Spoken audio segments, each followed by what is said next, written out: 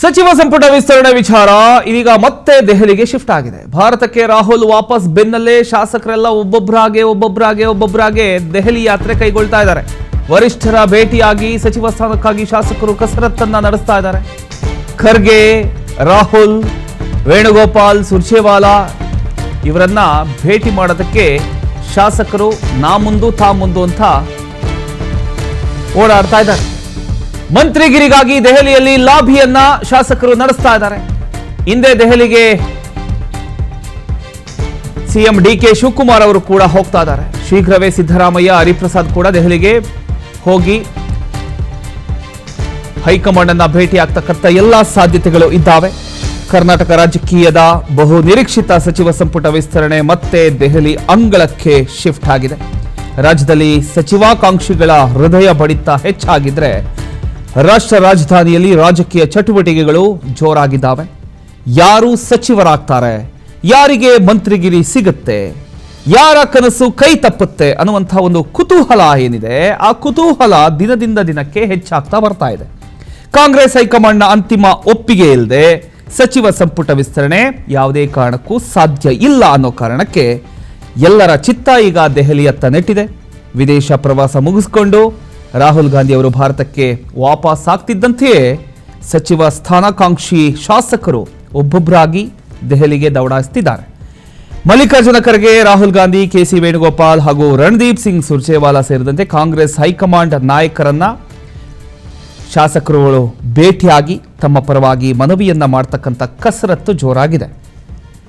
ಯಾರಿಗೆ ಸಚಿವ ಸ್ಥಾನ ಕೊಡಬೇಕು ಅಂತಕ್ಕಂಥ ಒಂದು ಅಂತಿಮ ತೀರ್ಮಾನಕ್ಕೆ ಮುನ್ನ ತಮ್ಮ ಹೆಸರು ಪರಿಗಣನೆಗೆ ಬರಬೇಕು ಅಂತಕ್ಕಂಥ ಉದ್ದೇಶದಿಂದ ಶಾಸಕರು ದೆಹಲಿಯಲ್ಲಿ ಲಾಬಿಯನ್ನ ನಡೆಸ್ತಿದ್ದಾರೆ ಅಂತ ಹೇಳಲಾಗ್ತಾ ಇದೆ.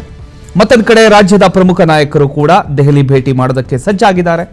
ಮುಖ್ಯಮಂತ್ರಿ ಡಿಕೆ ಶಿವಕುಮಾರ್, ಮಾಜಿ ಮುಖ್ಯಮಂತ್ರಿ ಸಿದ್ದರಾಮಯ್ಯ ಹಾಗೂ ಕೆಪಿಸಿಸಿ ಅಧ್ಯಕ್ಷ ಬಿಕೆ ಹರಿಪ್ರಸಾದ್ ಅವರು ಕೂಡ ಶನಿವಾರ ದೆಹಲಿಗೆ ತೆರಳಿ ಹೈಕಮಾಂಡ್ ನಾಯಕರ ಜೊತೆ ಅಂತಿಮ ಹಂತದ ಚರ್ಚೆಯನ್ನ ನಡೆಸ್ತಕ್ಕಂಥ ಸಾಧ್ಯತೆ ಕೂಡ ಇದೆ. ಆದರೆ ಅದಕ್ಕೂ ಮುನ್ನ ಸಚಿವಾಕಾಂಕ್ಷಿ ಶಾಸಕರು ದೆಹಲಿಯಲ್ಲಿ ಈಗ ಒಬ್ಬೊಬ್ಬರಾಗೆ ಹೋಗಿ ಬೀಡ್ಬಿಟ್ಟಿದ್ದಾರೆ. ಈಗಾಗಲೇ ಸುಮಾರು 12ಕ್ಕೂ ಹೆಚ್ಚು ಶಾಸಕರು ಹಾಗೂ ವಿಧಾನ ಪರಿಷತ್ ಸದಸ್ಯರು ರಾಷ್ಟ್ರ ರಾಜಧಾನಿಯಲ್ಲಿ ಇದ್ದಾರೆ.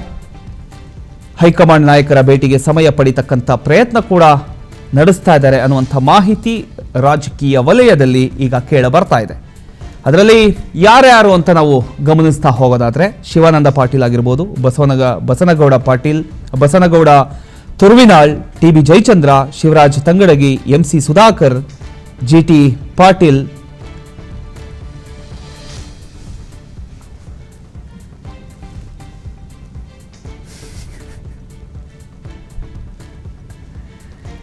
ಇವರೆಲ್ಲ ಈಗ ಒಬ್ಬೊಬ್ಬರಾಗೆ ಹೋಗಿ ಅಲ್ಲಿ ಬೀಡ್ಬಿಟ್ಟಿದ್ದಾರೆ. ಈಗಾಗಲೇ 12 ಶಾಸಕರು ಮಂತ್ರಿಗಿರಿಗಾಗಿ ದೆಹಲಿ ಪ್ರವಾಸವನ್ನ ಕೈಗೊಂಡಿದ್ದಾರೆ. ಯಾರು ಅಂತ ನಾನು ಆಗಲೇ ಹೇಳಿದಾಗೆ ಮಂತ್ರಿಗರಿಗಾಗಿ ದೆಹಲಿ ಯಾತ್ರೆ, ಇದರಲ್ಲಿ ಶಿವಾನಂದ ಪಾಟೀಲ್ ಅವರು, ಬಸವನ ಬಾಗೇವಾಡಿ ಕ್ಷೇತ್ರ ಇವರು, ಬಸನಗೌಡ ತುರ್ವಿನಾಳ್ ಅವರು ಕೂಡ ಹೋಗಿದ್ದಾರೆ. ಟಿ.ಬಿ. ಜಯಚಂದ್ರ ಸಿರಾ ವಿಧಾನಸಭಾ ಕ್ಷೇತ್ರ, ಶಿವರಾಜ್ ತಂಗಡಗಿ ಕನಕಗಿರಿ ಕ್ಷೇತ್ರ, ಎಂ.ಸಿ. ಸುಧಾಕರ್ ಅವರು ಚಿಂತಾಮಣಿ ವಿಧಾನಸಭಾ ಕ್ಷೇತ್ರ, ಜಿ.ಟಿ. ಪಾಟೀಲ್ ಬೀಳಗಿ ವಿಧಾನಸಭಾ ಕ್ಷೇತ್ರ, Basanagouda Badarli MLC, Rajendra Rajanna MLC, Salim Ahmed MLC, Arathi Krishna MLC, Puttannaiah ಇವರೆಲ್ಲರೂ ಕೂಡ ಈಗಾಗಲೇ ದೆಹಲಿಗೆ ಹೋಗಿದ್ದಾರೆ. ಸೊ ಈಗ ಹೈಕಮಾಂಡ್ ನಾಯಕರನ್ನ ಭೇಟಿ ಮಾಡಿ ಲಿಸ್ಟನ್ನು ಅನೌನ್ಸ್ ಮಾಡೋದಕ್ಕಿಂತ ಮುಂಚಿತವಾಗಿ ನನ್ನನ್ನು ಕೂಡ ಸೇರಿಸ್ಕೊಳ್ಳಿ, ಲಿಸ್ಟಲ್ಲಿ ನನ್ನ ಹೆಸರು ಕೂಡ ಇರಲಿ, ನೀವು ಏನು ಅಂತಿಮ ನಿರ್ಧಾರವನ್ನು ಕೈಗೊಳ್ತೀರೋ ದಯವಿಟ್ಟು ನನ್ನ ಹೆಸರನ್ನು ಕೂಡ ಅಲ್ಲಿ ಪರಿಗಣನೆಗೆ ತೆಗೆದುಕೊಳ್ಳಿ ಅನ್ನುವಂಥ ದೃಷ್ಟಿಯಿಂದ ಈಗ ಪ್ರತಿಯೊಬ್ಬರು ಕೂಡ ಅಲ್ಲಿ ಬೀಡ್ಬಿಟ್ಟಿದ್ದಾರೆ. ಅದರ ಜೊತೆಗೆ ಈಗ ನಮ್ಮ ನಾಯಕರು ಕೂಡ ಹೋಗ್ತಾ ಇದ್ದಾರೆ. ಅಂದರೆ ಮಾಜಿ ಸಿದ್ದರಾಮಯ್ಯ ಆಗಿರ್ಬೋದು, ಮಾಜಿ ಸಿಎಂ ಸಿದ್ದರಾಮಯ್ಯ ಆಗಿರ್ಬೋದು, ಡಿ ಕೆ ಶಿವಕುಮಾರ್ ಅವರು ಆಗಿರ್ಬೋದು, ಕೆಪಿಸಿಸಿ ಅಧ್ಯಕ್ಷರಾಗಿರ್ತಕ್ಕಂಥ ಬಿ ಕೆ ಹರಿಪ್ರಸಾದ್ ಅವರು ಆಗಿರ್ಬೋದು, ಎಲ್ಲರೂ ಕೂಡ ಈಗ ಹೋಗ್ತಾ ಇದ್ದಾರೆ. ಒಟ್ಟಿನಲ್ಲಿ ಈ ಬಾರಿಯ ಸಂಪುಟ ವಿಸ್ತರಣೆಯಲ್ಲಿ ಹೊಸ ಮುಖಗಳಿಗೆ ಹೆಚ್ಚು ಅವಕಾಶ ಸಿಗಬಹುದಾ, ಅನುಭವಗಳಿಗೆ ಮತ್ತೆ ಮಣೆ ಹಾಕಲಾಗತ್ತಾ, ಪ್ರಾದೇಶಿಕ ಜಾತಿ ಹಾಗೂ ಸಾಮಾಜಿಕ ಸಮತೋಲನ ಹೇಗೆ ಕಾಯ್ದುಕೊಳ್ಳಲಾಗತ್ತೆ ಅನ್ನುವಂಥ ಒಂದಿಷ್ಟು ಚರ್ಚೆಗಳು ಈಗ ಶುರುವಾಗಿದ್ದಾವೆ. ಒಂದೇ ಸಚಿವ ಸ್ಥಾನಕ್ಕಾಗಿ ಹಲವರು ಪೈಪೋಟಿ ನಡೆಸ್ತಿರ್ತಕ್ಕಂಥ ಕಾರಣ ಕಾಂಗ್ರೆಸ್ ಹೈಕಮಾಂಡ್ ಮೇಲೂ ಕೂಡ ಭಾರೀ ಒತ್ತಡ ಇದೆ ಈ ಒಂದು ವಿಚಾರಕ್ಕೆ ಸಂಬಂಧಪಟ್ಟ ಹಾಗೆ. ಇದ್ರ ಬಗ್ಗೆ ಇನ್ನಷ್ಟು ಡೀಟೇಲ್ಸ್ ಕೊಡ್ತಾರೆ ನಮ್ಮ ಪ್ರತಿನಿಧಿ ರಂಜನ್. ಈಗಾಗಲೇ ಒಂದಿಷ್ಟು ಶಾಸಕರು ನಾ ಮುಂದು ತಾ ಮುಂದು ಅಂತ ಒಬ್ಬೊಬ್ಬರಾಗೆ ದೆಹಲಿಗೆ ದೌಡಾಯಿಸ್ತಿದ್ದಾರೆ. ಈ ಲಿಸ್ಟು ಅಂತಿಮ ಪಟ್ಟಿ ಹೊರ ಬರೋಕ್ಕಿಂತ ಮುಂಚೆ ನನ್ನ ಹೆಸರು ಕೂಡ ಪರಿಗಣನೆಗೆ ತೆಗೆದುಕೊಳ್ಳಿ ಅನ್ನುವಂಥ ವಿಚಾರಕ್ಕೆ ಸಂಬಂಧಪಟ್ಟ ಹಾಗೆ ಈಗ ನಾಯಕರುಗಳನ್ನ ಭೇಟಿಯಾಗೋದಕ್ಕೆ ಹೋಗಿದ್ದಾರೆ. ಯಾರ್ಯಾರು ಇದುವರೆಗೂ ಹೋಗಿದ್ದಾರೆ, ಹೈಕಮಾಂಡ್ ನಿರ್ಧಾರ ಏನಾಗಿರಬಹುದು ಫೈನಲಿ ಅಂತ. ಮತ್ತೆ ನಿಮ್ಮನ್ನ ಕಾಂಟ್ಯಾಕ್ಟ್ ಮಾಡ್ತೀನಿ. ಒಟ್ಟಿನಲ್ಲಿ ಹೇಳಬೇಕು ಅಂದ್ರೆ ಈ ಕರ್ನಾಟಕ ಸಚಿವ ಸಂಪುಟ ವಿಸ್ತರಣೆಯ ಫೈಲ್ ಮತ್ತೆ ದೆಹಲಿ ಅಂಗಳದಲ್ಲಿದೆ. ಈಗ ಮುಂದಿನ 2-3 ದಿನಗಳು ರಾಜ್ಯ ರಾಜಕೀಯದ ದೃಷ್ಟಿಯಿಂದ ಅತ್ಯಂತ ಒಂದು ಮಹತ್ವದ ದಿನಗಳಾಗ್ತವೆ. ಹೈಕಮಾಂಡ್ ಅಂತಿಮ ಗ್ರೀನ್ ಸಿಗ್ನಲ್ ನೀಡುತ್ತಾ, ಸಚಿವರ ಪಟ್ಟಿ ಫೈನಲ್ ಆಗುತ್ತಾ, ಅಥವಾ ಮತ್ತೆ ಸಂಪುಟ ವಿಸ್ತರಣೆ ಮುಂದಕ್ಕೆ ಹೋಗುತ್ತಾ ಅನ್ನುವಂಥ ಒಂದಿಷ್ಟು ಪ್ರಶ್ನೆಗಳು ಹುಟ್ಕೊಂಡಿದೆ. ಈಗ ಆಷಾಢ ಬರುತ್ತೆ, ವಿಸ್ತರಣೆ ಮಾಡೋಕ್ಕಾಗಲ್ಲ ಅನ್ನುವಂಥ ಒಂದು ಸುದ್ದಿ ಕೇಳಿ ಬರ್ತಾ ಇತ್ತು. ಅದಕ್ಕೆ ಪ್ರಿಯಾಂಕ್ ಖರ್ಗೆ ಅವರು ಒಂದು ಅಂತಿಮ ಹಾಡಿದ್ರು, ಅಂದರೆ ಇಲ್ಲ ತಕ್ಷಣ ಆಗುತ್ತೆ ಅಂತ. ಎಲ್ಲ ಒಂದು ಕಡೆ ಶಾಸಕರಿಗೆ ಒಂದಿಷ್ಟು ಭರವಸೆ ಬಂತು, ಆಗಬಹುದು ಅಂತ.